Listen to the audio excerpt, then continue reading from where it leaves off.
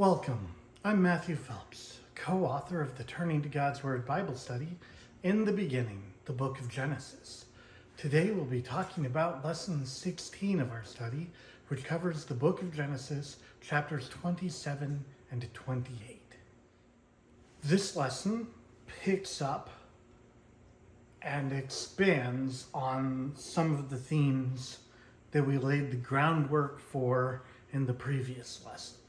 Specifically, we dive into, in a lot more detail, the blessing side of that compare and contrast between the birthright and the blessing, right? Last time we saw, here's this birthright that Jacob kind of takes from Esau, and Esau doesn't really care, not a big deal. That is helping us lay the groundwork. It's like a first pass at the thing that happens here, but we see there's a very fundamental difference. Jacob took Esau's birthright, and Esau's reaction was kind of like, whatever. And then here, instead, Jacob takes Esau's blessing with the help of Rebekah. And Esau has a very different and much more murderous reaction. This one causes what seems like an irreconcilable rift between these two brothers. Why? This is not how we would think that goes, right? If one of your relatives steals your inheritance from you, that seems like, oh, that's a big deal. I'm going to be mad. But again, that part didn't matter at all. But that blessing, that was a huge deal. It shows us how they think of this, right? The people involved, Isaac, Jacob, Esau, Rebekah, all see this blessing as a huge deal. So that is the first thing we see about it. We also see it is irrevocable. Isaac gives the blessing to the son that he does not intend to give it to. And once given, he can't take it back. It's not a thing that he owns, right? It's treated like a thing that he carries for a while, right? It was Abraham's, and then Abraham died, and it passed to Isaac, and then Isaac is going to die, and he chooses to pass it before he does to his son, he believes, to Esau. It's being treated kind of like a thing that you hand off as well, where he cannot revoke the having given it when he realizes that it's the wrong son. He himself doesn't, at the point that it's been given away, he no longer has any power or control over it. It's not a thing that he owns. It's a thing that he carried for a while, that while being most of his life. That's a fascinating concept as well. When we try to understand what is this blessing, it's a thing that comes to Isaac, but it's not a thing that he owns.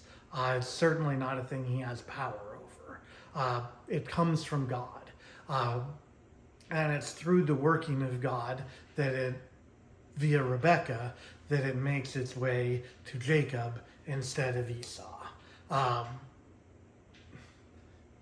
There's a lot to unpack there, and we'll do it as we go through the lesson a little bit as well. But it tells us something, a relationship there between this blessing and our own sacraments and things to do with our own relationship with God, right? There are things that happen in our world that God allows to happen, where his presence powerfully manifests and blesses something in a certain way. that we get to participate in, but we don't control those things, right? It is a blessing of God. It's within God's power only. It's granted by God, but for in a particular moment in time, under particular predefined circumstances, we have some ability to affect that blessing, but it has nothing, even when that's true, it has nothing to do with us, right? If we follow the form of saying the Mass, the bread and wine will become the body and blood of Christ, but the priest has no power over that, right? It's by the grace of and power of God that happens. But for a moment in time, God passes on to that priest control of something that allows that to happen, right? As Isaac is kind of the one who has the ball here with this blessing for a little while, and then passes it to Jacob. And once those circumstances have passed, Isaac doesn't get it back. Other things are that way as well. When God is becoming manifest in the world in some form and gives us some manner of control over that, that doesn't mean in any way, shape, or form that God is out of the driver's seat, and that we have total control over these things of God, right? He gives us a limited and a temporary amount of control and power over these things for the sake of bringing them forth, right? Like, if Isaac had nothing to do with that blessing and no control over it, it would effectively not be a thing at all. And it definitely wouldn't then serve to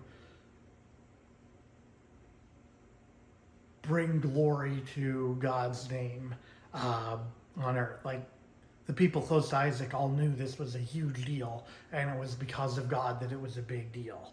If Isaac had no part in participation in it, that wouldn't have happened. And the thing that God's trying to achieve with that blessing wouldn't have happened. So we have this fascinating thing where God makes his presence felt on earth in limited and controlled circumstances, and a human being has some say over them.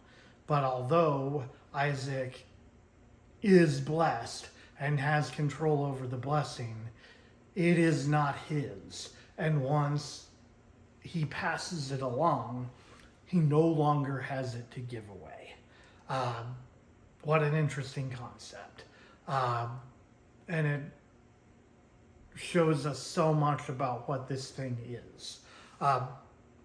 The other thing we see about it is so very tied to God. Jacob, to our knowledge, from within the book of Genesis at least, has no relationship with God going into this whole event. I mean, he knows who God is, but like, God is somebody he's heard about, not somebody he's met. Whereas Abraham and Isaac have both met God and interacted with him, or at least God's messengers, in a way that is kind of, the lines are kind of being blurred and it counts as God. That is not an encounter that Jacob or Esau have had yet. It seems to be tied to this blessing, and the two go hand in hand. What this encounter of this blessing suggests is that the order of operations of how those things are connected are the kind of the opposite of what we might think, right? What I would intuitively think, I have a close relationship with God, therefore I am blessed by God. And these other things come from that. What actually happens here? I have possession of this blessing, and therefore I have a close encounter. I have a close encounter with God. The blessing precedes the relationship with God, and the relationship with God comes after the giving of the blessing, and I think as a result of it. That is a fascinating distinction that also sheds some light on our sacraments, and our own, again, like when you have anything that is this like profound God-given connection from him, like this blessing is, like our sacraments are. You don't want to, of course, like example, be baptized with no faith in God, no attempt to have a relationship there. But if you think I need to have a very mature relationship with God before I can come to baptism, you also are doing something fundamentally wrong. In that you are not ontologically at the deepest level of your being capable of having that very deep connected relationship with God before receiving the sacrament, right? You're still in that fallen state where you're weighed down by your fallen human nature. In baptism, you are restored to the likeness of God, and you come into a new state of being that allows a deeper relationship with God. The sacrament allows the deeper relationship with God, not the deeper relationship with God allows the sacrament. And that is true of all of our sacraments, and that is exactly why they exist, right? These are things that call us into deeper relationship, deeper union with God, in sometimes in general and sometimes in very specific ways. And they enable a deepening of our relationship with God. It's not that I have this perfect relationship with God, and so now I am suddenly worthy to receive a sacrament. Although in some cases there are, especially example being the Eucharist, there are prerequisites to the state that our souls should be in before receiving the sacrament. But aside from, like, don't receive the Eucharist if you're in a state of mortal sin, you don't have to be in a state of, I am holy enough to deserve this sacrament in order to receive it, right? The opposite is true. You receive the sacrament in order to become holier, not you become holier in order to receive the sacrament. And I think we also tend to view that a little bit backwards here. So this passage these few chapters are so interesting for a lot of reasons. And we see post-blessing, Jacob has this profound encounter of God that we'll talk about more when we get to that section of the lesson as well. And really, it's a spiritual conversion, right? This is a thing that is not at all unlike Jacob having been baptized and suddenly having a new experience with God and seeking to live a new life as someone who is newly converted. And he makes a commitment to live in certain ways in relationship to God that he wasn't before. So we have here a pretty interesting conversion experience and a fascinating commentary on what this blessing is when we consider that something like this, only orders of magnitude greater, is available to us in the sacraments. And we consider that the raw structure and an idea of how some of these things work is still how those work as well. This is interesting and it's very relevant. So we will see how all of this plays out, and especially tend to dive in more to this conversion of Jacob as we go through this lesson. To set the stage here, Isaac is old and is contemplating his death, and he decides to, as we've said, hand off this blessing that he has had to his son. And he specifically decides to hand it off to his older son, Esau. The circumstances that he chooses to do this, he brings Esau in, tells him that's what he wants to do, and then says, we're going to do this as an exchange. There's no inherent reason that he couldn't have just brought Esau in and blessed him. But again, there is this interesting thing that further reflects the sacramental idea of the handing on of this blessing, which is there's some kind of form needing to be completed here, right? There's some kind of thing brought or offered. I said form, matter would have been more accurate. There's something brought here to kind of consecrate or commemorate the exchange, where Esau brings a meal to his father and his father gives him in exchange a blessing. It's not unlike the idea that in contract law, for a contract to be binding, there has to be some kind of consideration, right? If you agree to something contractual, as so far as I understand it, and nothing is offered in exchange, that is not a binding, or you can call into a question whether that is a binding legal agreement. Here, an enormous thing is being given. If it's given entirely free, there's just this idea of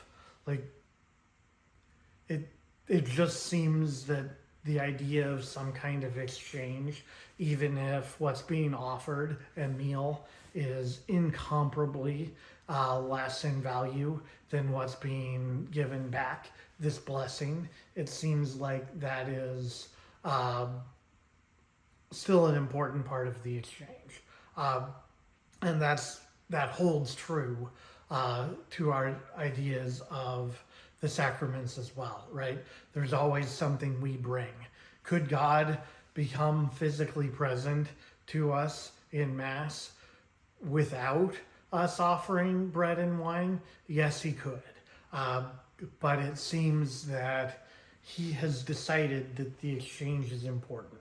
Could he give us our sins in reconciliation without us bringing that act of confessing them and of contrition with us? Yes, he could, but he has deemed it important for us to bring those things.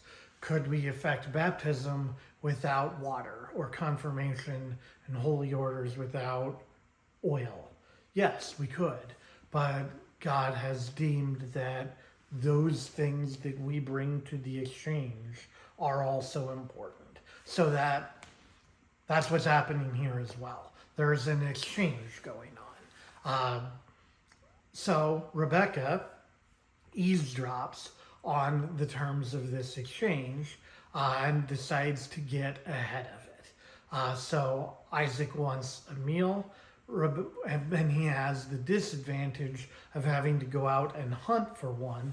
Rebecca hears that is the thing and decides to just take some game that they have on hand and to prepare the meal instead for Jacob, and to have Jacob bring that meal to Isaac. So we have dad wanting Esau, mom wanting Jacob. And we know that God has revealed to Rebekah this thing about her children, and specifically God's view of her children. So she's not just acting here as, I like Jacob better, I'm going to do this.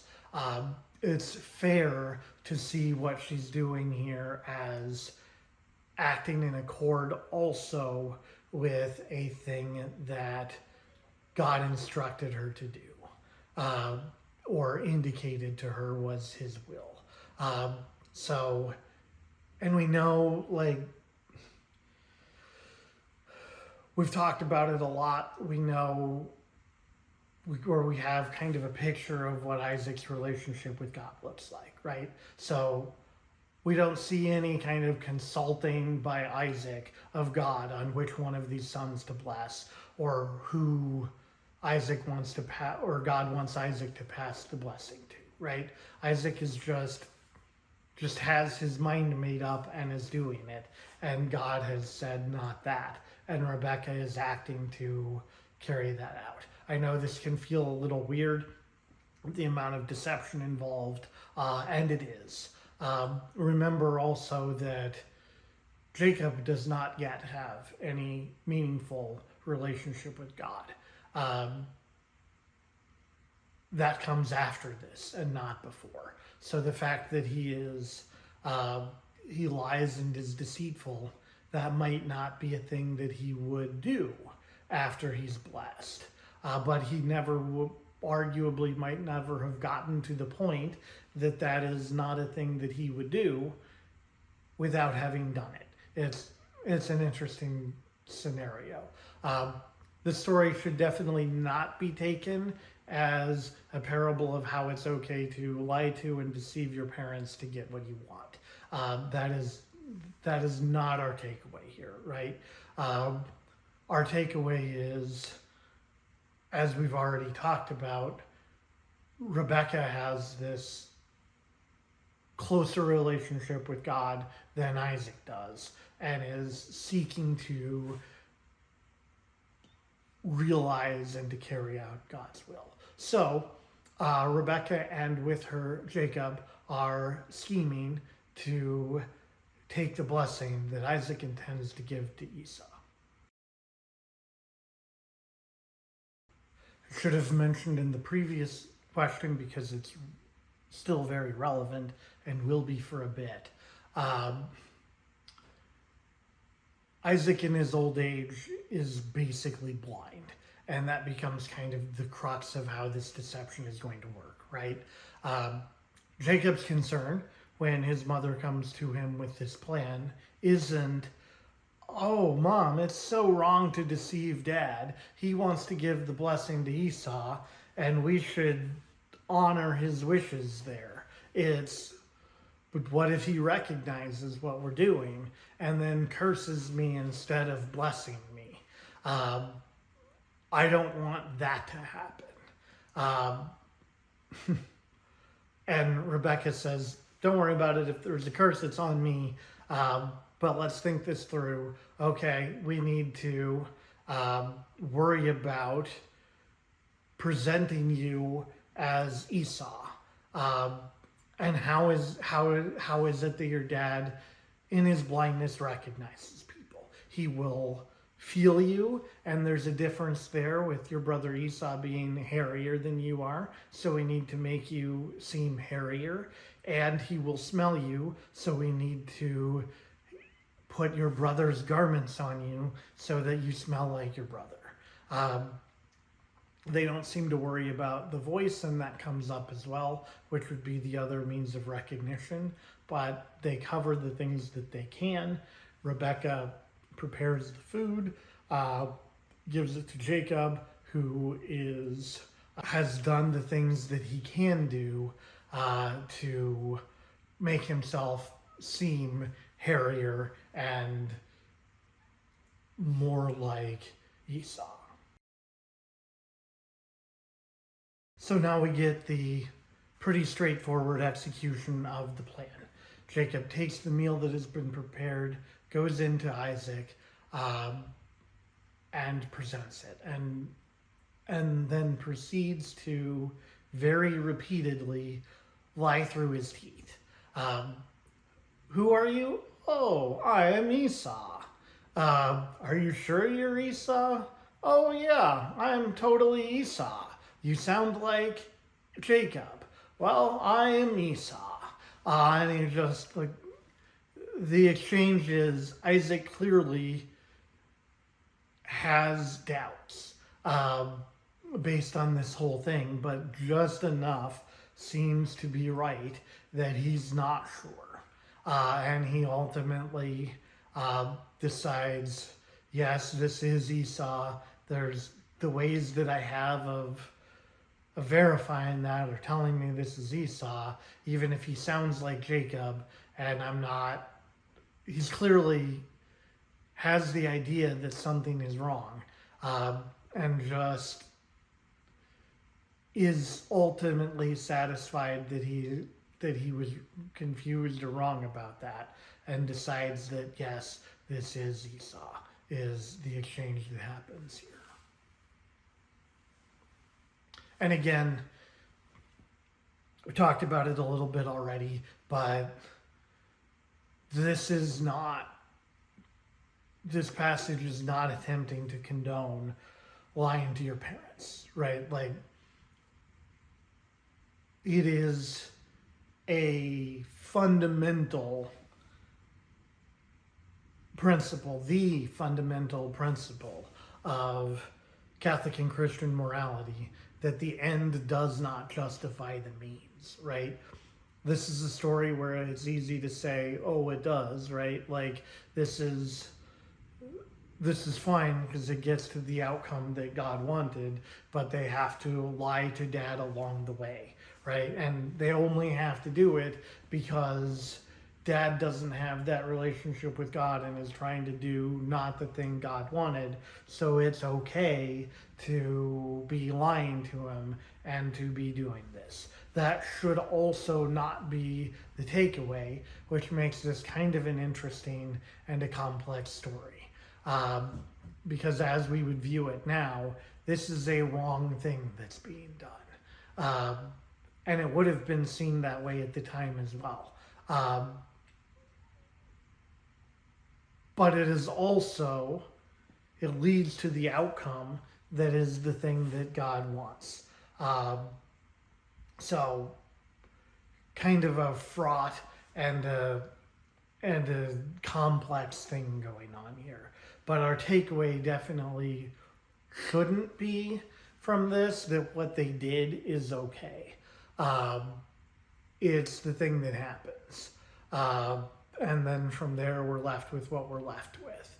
And again, it's interesting to see how Jacob changes after this. And I think it's an important note on his character beforehand, and probably Rebecca's too for that matter, that this is how they go about doing that, and that they think this is okay. And we'll see what happens later on. So as the last test, Isaac smells Jacob, who's wearing the clothes of his brother, and when he also smells like Esau, he says that's the last of his doubts overcome. And he says, okay, yeah, I think this is Esau, and I'm going to pass on the blessing. So he does. And the contents of the blessing become fairly important, so I'll go ahead and read it. It is, the first line is more like acknowledging that the smell matches, but then after that, starting in verse 28, we get to, may God give you the dew of heaven and of the fatness of the earth, and plenty of grain and wine. Let peoples serve you and nations bow down to you. Be Lord over your brothers, and may your mother's sons bow down to you. Cursed be everyone who curses you, and blessed be everyone who blesses you. This is a lot of things, right? The first part, the dew of heaven and of the fatness of the earth and plenty of grain and wine. That's prosperity, right? That is material prosperity, as it was most readily measured back then. Let people serve you and nations bow down to you. That's power. And be Lord over your brothers. That's position in the family and in the lineage, which is also power, but it's more than that as well. And then finally we get cursed be everyone who curses you, and blessed be everyone who blesses you. Is a thing we don't often, like, that's not a thing we think about or really value. But, it's because we don't have the ability for that to be a thing. But if the people who are against you all were cursed by God, and the people who are for you all were favored by God and met with good fortune, that would be a pretty powerful thing to have happen. So the interesting things about this are not only the things specifically being given in this blessing, but that Isaac thinks that he can give these things by the grace of God, that these are in some way his to give, and that he's doing it. What an astonishing thing. Again, there's a reason this blessing is what was coveted and not the inheritance. Everyone involved in this story believes that this is more than just words, and that this is a real thing, that like Isaac had these things, and they're things he can give away like possessions. He can say, oh yeah, I have the ability for overwhelming material prosperity. Here, I will give that to you. And I have the ability to let people serve you and nations bow down to you. Here, take that too. Like these are just treated almost like commodities that can be given away, and everybody acknowledges that. Tells us something so profound about what this blessing is, right? As we've already talked about, this is a huge deal, and this is by far the most valuable and the greatest possession that Isaac had. And it's something that's given away with words. I'm going to speak, and this is going to pass to you. Also not how we think of passing on the greatest gift that a person has to give, but again, highlighting the profound sacramental nature of this, right? Like, is it the words themselves that have the meaning in passing this along? No, but they have to be said to do it, and that becomes the thing that affects the handing off of those things, right? Like, the blessing is God's to do with as he will. Isaac temporarily has control over it, and by his speech, he passes that along, and God heeds those words and changes reality and passes on these blessings. As he does similarly when we take bread and wine and say, this is my body and this is my blood. Or we take a person confessing their sins and we say, may God grant you pardon and peace, and I absolve you of all of your sins. Right? The words affect the thing that they're saying, but in a fascinating way, because we don't have power or control over the thing that's being affected, right? God does. but through this profound and mysterious thing, God binds himself in a way that we can, by words alone, by our human flawed words alone, affect that profound change and call, summon, and control the power and even the presence of God. It's easy to gloss over the part of this blessing where all it is speech. Or it's easy to read it and see just speech and not see it as a thing. If you didn't have so much text around it reinforcing how important this is, it's easy to see it as just speech, but it's not, right? Nobody in the story is treating it that way. Another reason why it's so important for us to be reverent around the sacraments, right? Everybody understands that this is more than just speech because of how everyone is involved in the story is treating it. We can understand that. Likewise, people attending a mass should be able to understand that this is a big and solemn deal because of how we treat it.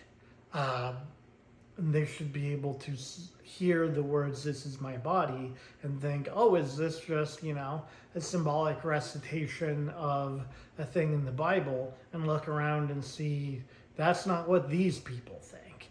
That might be, I might think this is just quoting some words, but these people clearly don't think that is something else going on here, right? What this shows us is that words have far more power than we know, especially these ritual words having to do with these certain profound things of God. They are, in a way, God speaking his words through us, which of course more profoundly and fully happens in the form of Jesus Christ, but they become a sort of a precursor to that as well. Anyway, the blessing is given, and it's given to Jacob. And then next we see Esau go in, basically right after Jacob has left with the blessing, with the game that he has caught. And we see our next fascinating thing about this blessing. So there Esau and Isaac are both realizing together what Jacob has done. And Isaac also realizing and explaining it's not a thing he can take back. He said it, it's only words, right? Not right at all.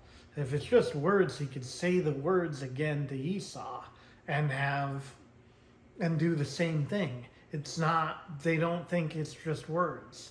He just spoke something, but in doing so, something that was his passed from him to Jacob. He doesn't have it anymore. He can't say the same words to Esau and pass the same blessing to Esau. He doesn't have it to give. Meaning, again, that this blessing there is substance to it. It's not just words, speech, wind. There's some substance to it, which is, I think, just so interesting as we look at what this is and how it works. And once it's been given, it can't be taken back, and it can't be re-given. And so there is no blessing left for Esau. Isaac also didn't hold anything back, right? He intended to give it all to one son. I think possibly Jacob learns from this and decides, being the son who is by his father's design going to receive nothing when he has more than one son, let's say, he decides not to pass the whole blessing on to one son. He decides to divide it up into different portions and to give different portions to every son. He does also fall in the resemble his father in very clearly having a favorite, but he doesn't just intend to and give to his favorite all of the blessing that he has to give. He passes it on, but that is not Isaac's intention. He intended to pass everything that he had to give to one son and give none to the other. And so when it goes not the way he intended, he has nothing left to give to Esau. And we see Esau, who shrugged off losing his inheritance, not take this the same. He cries out with an exceedingly great and bitter cry. He was okay losing the inheritance like it was nothing. And he is deeply, deeply grieved at losing the blessing. Again, highlighting for us which of the two is seen as having greater value. So then, to wrap up this section, Esau has asked, "Dad, what do you have left? Can't you bless me too?" We end with like a parallel to the blessing, right? But it's the opposite. "Behold, away from the fatness of the earth shall your dwelling be. By your sword you shall live, and you shall serve your brother," etc. Right? This is the opposite. Again, showing there's nothing left. It was the blessing that was given to Jacob is not there to give to Esau, and what's left to Esau is like the opposite of it. That's all that's left. When we think about the idea of blessing and curse, becomes a pretty prominent point of comparison, and even was earlier in this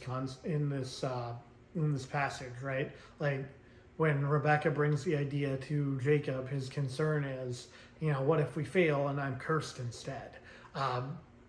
When they succeed,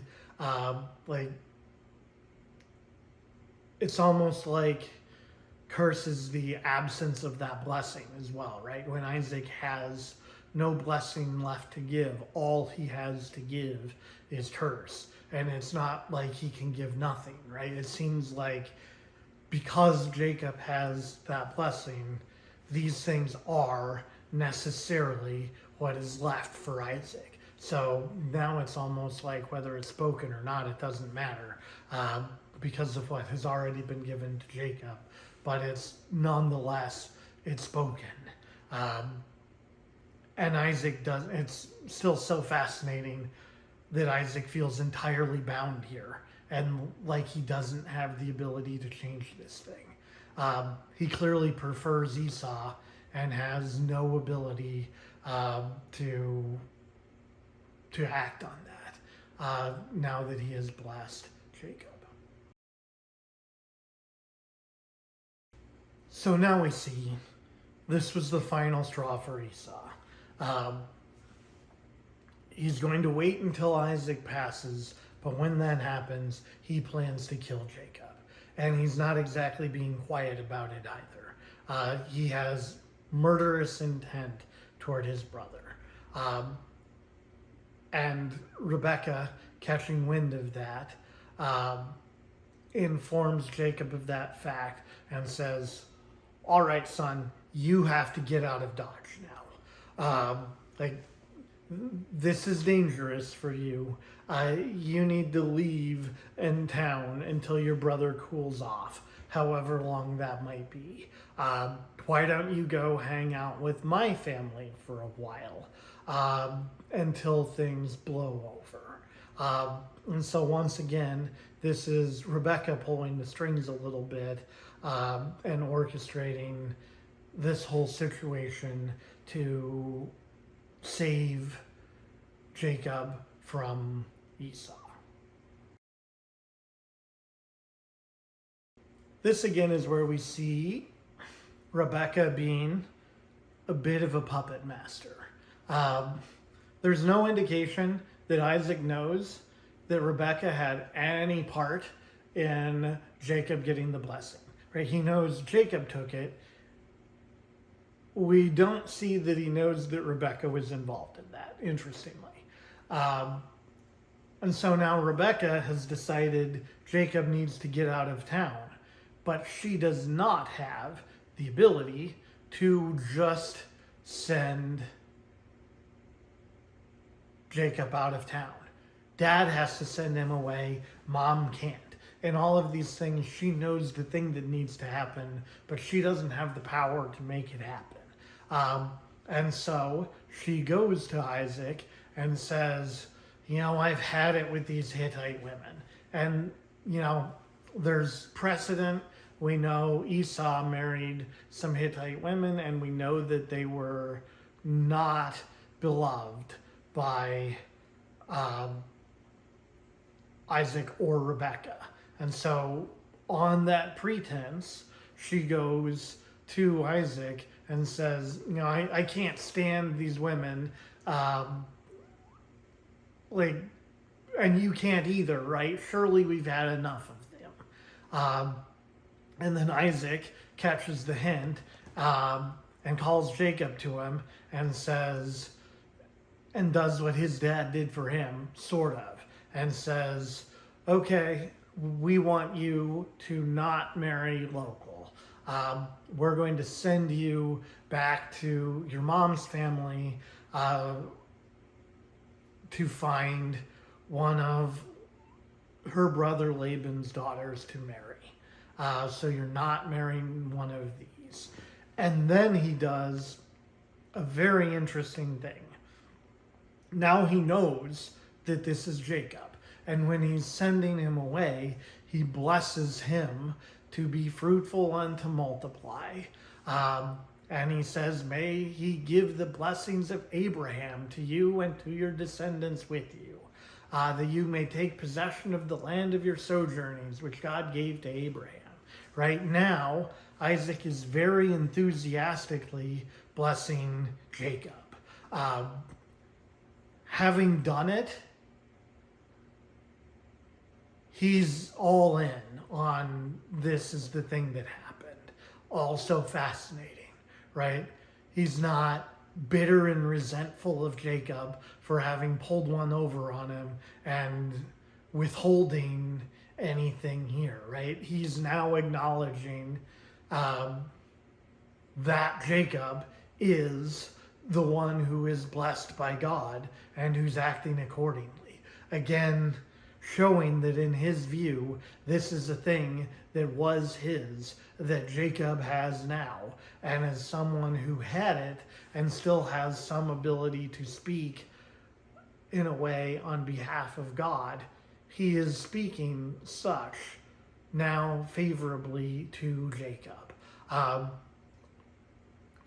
The blessing isn't bound by Isaac. Isaac is bound by the blessing, right? Like this thing having been passed, Isaac now has to acknowledge and act in accord. So they send Jacob away. Interestingly, so when they were finding a wife for Isaac, they very, very deliberately did not send Isaac. Specifically because they didn't really say it, so we extrapolated a little bit here. But I think because they didn't think Isaac would return. Now they're doing it specifically to get Jacob out of Dodge for a while, but no one is questioning whether he will return. Everyone thinks it's a given that he'll return, and no one has any questions or concerns about can Jacob be trusted to be sent on his own back where Isaac was not trusted to be sent? Interesting comparison. There is, although Jacob has had his issues, there is here an idea that, or I should just say, he comes off favorably in comparison to Isaac at a similar point in their lives. And so Jacob is sent away.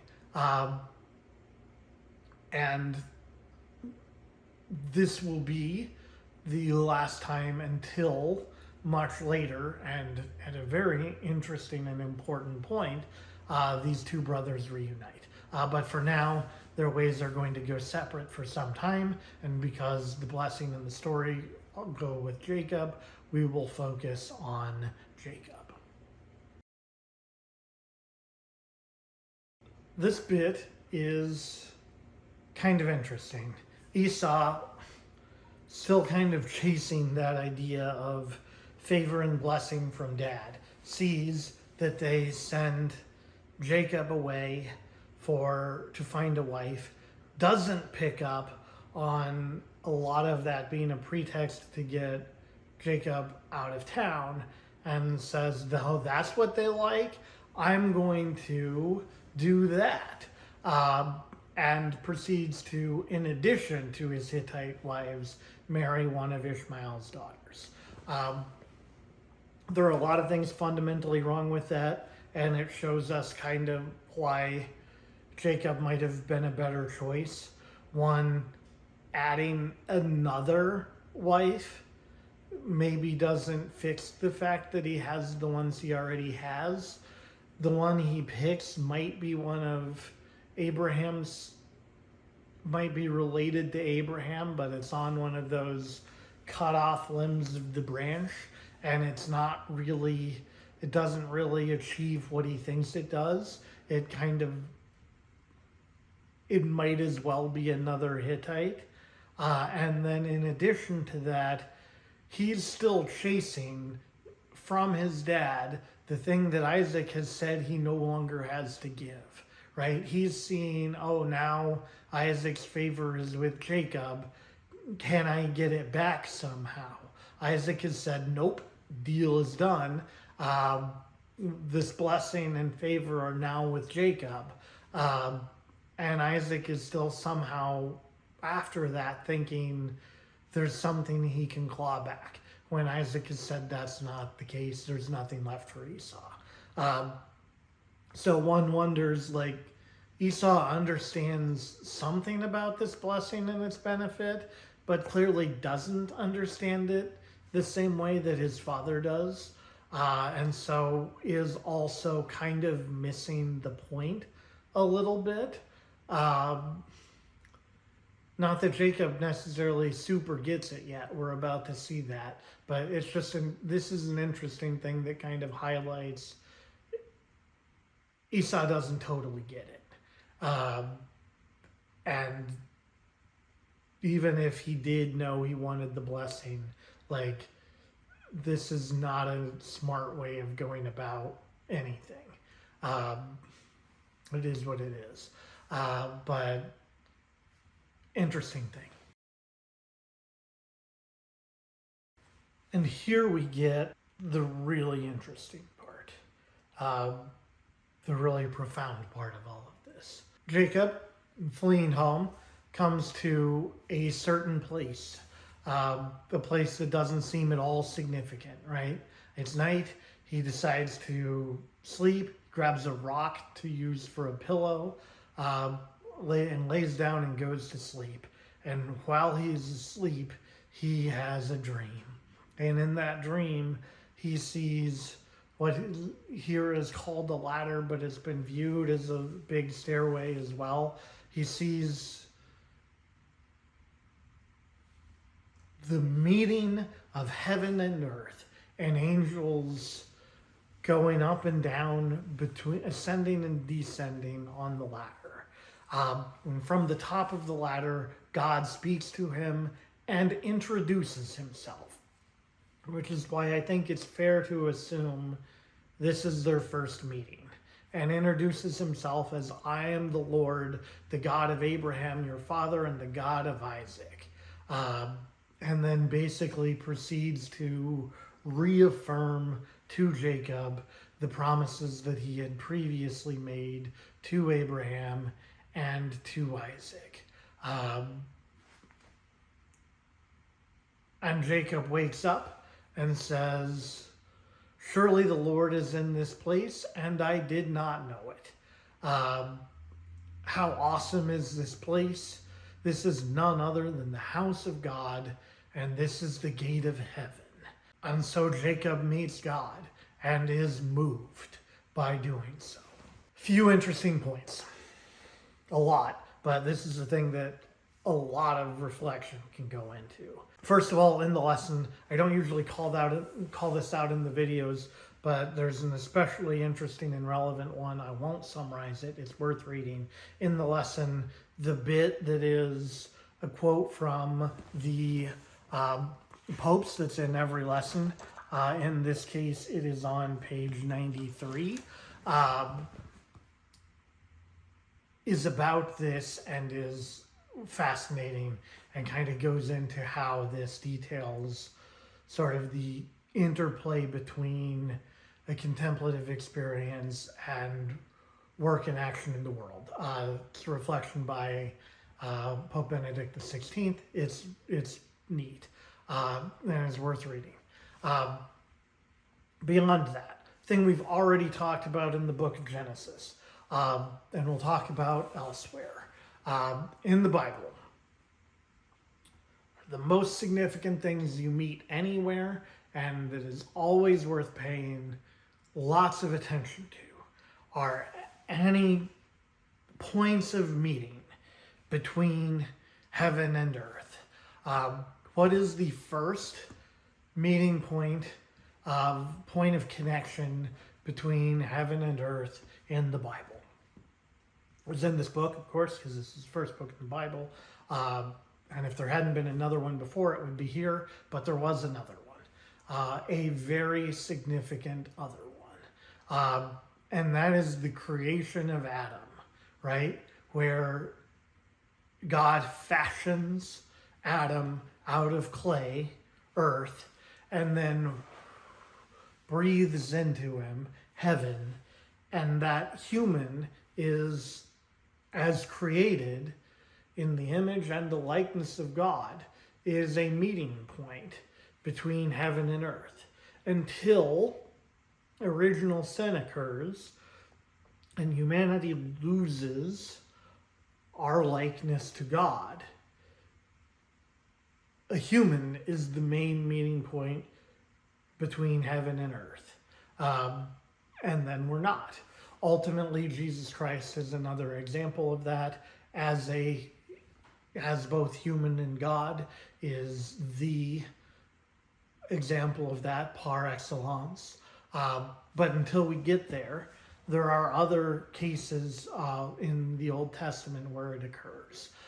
There's a reason people go up on mountains to meet God, and it's because mountains are high and God is seen as living in the sky.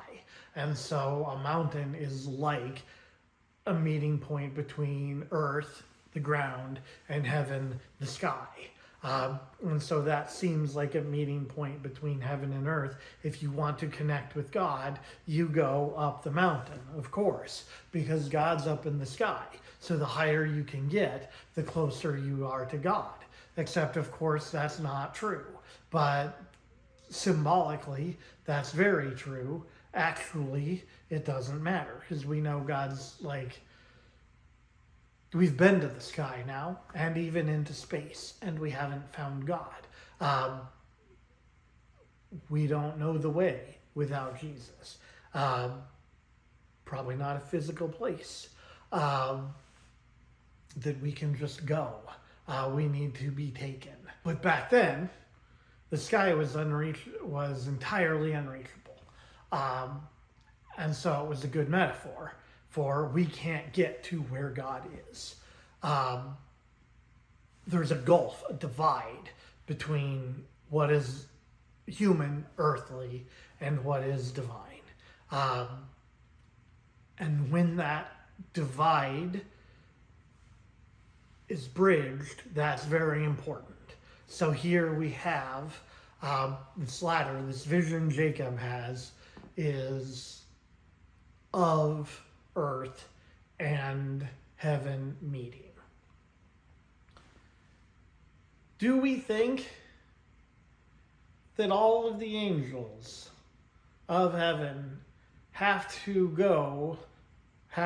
route through a single area to go up and down between heaven and earth, like some kind of angel highway that's also a ladder or a stairway, and all that traffic has to go through one place? Certainly not, right? Which again makes this so much more interesting. So do we think that there is one geographical place on earth that this happens and that is like the gateway between heaven and earth? That is Jacob's takeaway, but do we really think that's true? What's really happened here, right? This is now Jacob, having been blessed by God, has this vision of God. What's the thing that matters? Is it the place or is it the person? Jacob ascribes it to the place, but he is new in this relationship with God and new in understanding what that means. So I think he sees the ladder there because he's there, not because there is there. I think it's Jacob and not Bethel that make it important, which adds so much more irony to his statement of, surely the Lord is in this place and I did not know it. Becomes ironic because the Lord isn't in the place. The Lord is in Jacob, but he still didn't know it. Even when he's saying this, he still doesn't know it. He doesn't understand what's happened yet. Like, God's people are a traveling people. Jacob is leaving home. Now that he's leaving home, God is with him, right? He's leaving and God is going with him. God isn't staying in Beersheba. And God's relationship with, connection with the earth isn't staying in Beersheba where it was. It's leaving Beersheba and going on the road with Jacob. It's like the ark, but it's before there was an ark, and it's with just one guy. And what Jacob thinks is the thing that's holy and sacred is the ground, is the geographical location. But the thing that's important to that isn't the place, it's Jacob. It's because Jacob is there. And he still doesn't see it. It's such a cool thing we see truly realized in the person of Jesus Christ, right? No one would think, like, God only connects with earth in Bethlehem, right? Like, no, God connects with earth there in Jesus Christ, not in Bethlehem, right? It's not the place that makes Jesus Jesus. It's Jesus that makes the place important. The same is true here, and Jacob just doesn't see it yet. And when he says, how awesome is this place? It's not the place, buddy, it's you. This is none other than the house of God. Again, it's not the place, buddy, it's you. He has not yet understood what God has done and to him and is doing in him, and what that means for humanity. such a cool thing. And the layers of Jacob not really understanding what's happening to him just make it neater.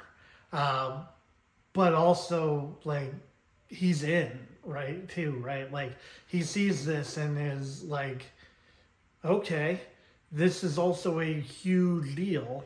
Like, sign me up. Like, I'm in. Like, okay, I get it now. This is a thing, and I want to be a part of it. So props to him also. Like, when presented with an opportunity for conversion, how do we do? Right? Like, I tend to think, and I may be wrong, that most of us, if we're being honest, maybe all, have these moments in our lives, these opportunities for conversion, these places where we meet God. And it's so very easy when that happens to wake up afterwards and to say, back to normal. That's not what Jacob does. Jacob wakes up and says, this is incredible. And I need to do better. And then he does. We'll get to that. But he does better. It's too often. These encounters don't come around often enough that you can afford to waste them. Right? Like, God won't keep doing that over and over again, right? You get your chance, or a small handful maybe in a lifetime, to really have this kind of thing occur and to stop and recognize God was here. This is holy. I need to respond accordingly and to do something about it. Now, every moment can be a moment of conversion, and we can do it without one of these big events. But if what you're really waiting for is something like this to happen, they do sometimes come around, and it is not a sure thing when they do that we will respond accordingly. The lives of the saints are filled with these kind of events, but what we don't see are the could have been saints who had these kind of events and didn't respond the same way they did, right? Like, so these things happen, and we hold up these things as a big deal when we look at the lives of the saints, but it's not those things that happened that make the lives of the saints so cool. It's what they did with them. It's how they responded. Like, the things happen to other people who don't do anything about them, or who respond in a mediocre or a lukewarm way, if nothing else, right? Like, and don't let anything come of it. The call here, the really important takeaway here is conversion and what it asks of us and how to respond to it. If you're a baptized Christian, you have the equivalent of the blessing that Jacob received, only many, many orders of magnitude better. So you have that part done. You have likely had some kind of meaningful opportunities for conversion, though even if you have not, every day can be an opportunity for conversion. There are stories of saints who have no great, sudden, massive conversion events, who seek instead to make every day an opportunity for conversion. So even if you have not had and never do have this kind of thing, you still have that call to conversion, and every day can be it. But that's the takeaway here, right? That's the thing, is Are you recognizing that the place you're at now is an awesome place and is or can be holy ground and the house of God because you're there, not because it's there, but because you are there and you are a child of God and you can become a meeting and can become more fully a meeting place between heaven and earth. That's the call here. It's not just Jacob. It is every baptized Christian is this and has this. Whether we acknowledge, admit, recognize it or not, we have this and better. And we so easily bury our heads in the sand. But this is an important and a profound thing. A human being is the ultimate meeting point between heaven and earth and is the fulfillment of Jacob's ladder. So Jacob wakes up in slight contrast to what we've seen before. He does not build an altar and offer sacrifice to God. He builds a pillar and pours oil on top of it. Similar concept, different thing. He names the place Bethel, and then he makes a vow. If God will be with me and will keep me in the way that I go, gives me bread to eat and clothing to wear, and allows me to come back to my Father's house in peace, then he shall be my God. And I will give 1/10 to God.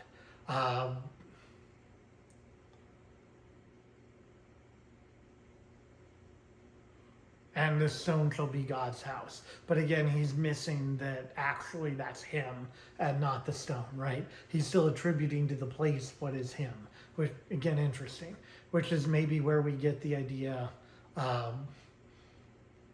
we ourselves are confirmed with oil, right? Similarity there. Jacob is on the path of conversion, but his vow is contingent. It is, okay, something happened here. I think I kind of get what's supposed to be the deal. He's not asking for a lot, right? Right? Remember, this blessing is supposed to bring him like untold wealth. And he's not asking for any of that, right? If I can just make it, right? Like I'm leaving, right? If I can just make it back in one piece, then this is my God.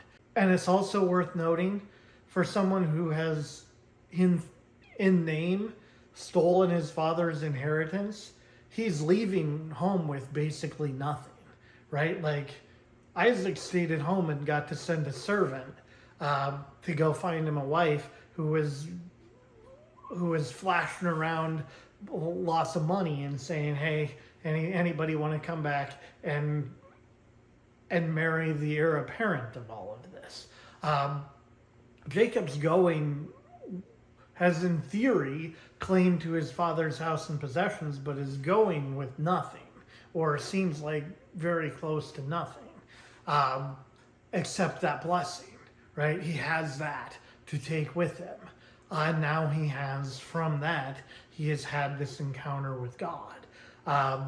And he's the first one to say, I'll give 1/10 back, right? Abraham once gave a tithe as well, after the Battle of the Kings with the blessing of Melchizedek. Abraham also did, but that was one time. And now Jacob is saying, in a similar spirit, is saying, I will give 1/10, right? I recognize that all I have comes from God, and I will give something back to God, and more importantly, then the Lord shall be my God. Even after this experience, he's not willing to say, you're my God now. He's setting terms on it. So just fascinating experience, fascinating thing to happen to him. We will see how this develops and plays out as the story continues. But we have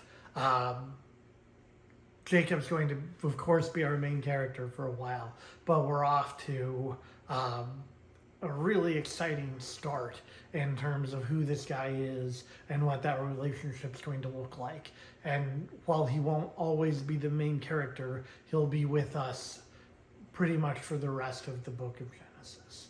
And this is kind of his first big moment of moving toward God, which is also so important because, as we've talked about, there's that divide between Isaac and God, right? Like, for the obvious reasons, and we've talked about it, this is mending that, or taking steps to mend that, due to the intervention of Rebekah, to get the blessing for Jacob.